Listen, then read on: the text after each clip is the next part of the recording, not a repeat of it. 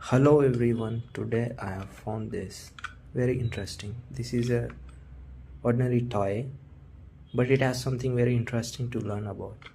This is called as a rolling, this is the yarning, and this is called as a pitching. Now let's see the significant phenomena. Let's try what happens when I try to yarn it. In this video, everyone can notice variation of noises.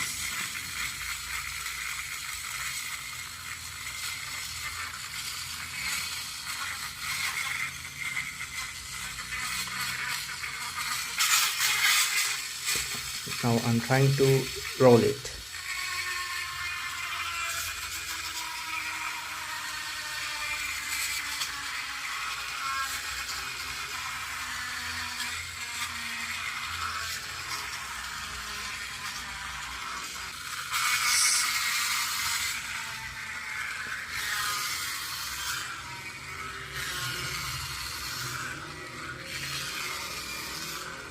When I'm trying to pitch it up, it makes a typical noise, but not when I'm pitching down.